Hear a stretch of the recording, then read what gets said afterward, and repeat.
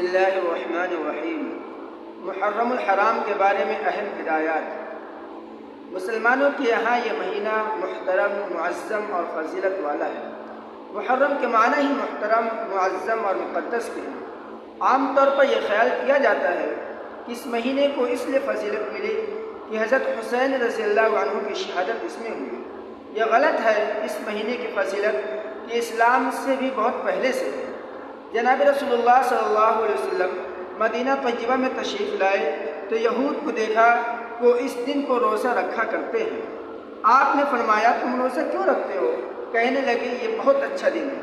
اس دن میں حق تعالیٰ نے بنی اسرائیل کو ان کے دشمن فرعون سے نجات دی تھی، اس لیے حضرت موسیٰ علیہ السلام نے اس دن کو روزہ رکھا۔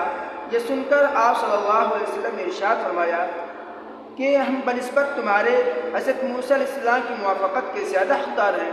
پھر آپ صلی اللہ علیہ وسلم نے خود بھی روزہ رکھا اور صحابہ کرام کو بھی اس دن کے روزے کا حکم دیا۔ صحیح مسلم میں حضرت ابو ہریرہ رضی اللہ عنہ سے روایت ہے کہ رمضان کے بعد افضل روزہ محرم کا ہے اور فرض نماز کے بعد افضل نماز تہجد کی نماز ہے۔ اور یہ بھی ارشاد فرمایا کہ 10 محرم کو ہم بھی روزہ رکھتے ہیں اور یہودی بھی روزہ رکھتے ہیں، جس کی وجہ سے ان کے ساتھ ہلکی سی مشابہت پیدا ہو جاتی ہے۔ اس لیے اگر میں آئندہ سال زندہ رہا تو صرف عاشورہ کا روزہ نہیں رکھوں گا بلکہ اس کے ساتھ ایک روزہ اور ملاؤں گا، 9 محرم یا 11 محرم کا روزہ بھی رکھوں گا تاکہ یہود کے ساتھ مشابہت ختم ہو جائے۔ اس لیے صحابہ کرام رضی اللہ تعالیٰ عنہم اجمعین نے عاشورہ کے روزہ میں اس بات کا اہتمام کیا اور 9 محرم یا 11 محرم کا ایک روزہ اور ملا کر رکھا اور اس کو مستحب قرار دیا، اور تنہا عاشورہ کے روزہ رکھنے کو حضور اقدس صلی اللہ علیہ وسلم کے اس ارشاد کی روشنی میں مکروہ تنزیہی اور خلاف اولیٰ قرار دیا۔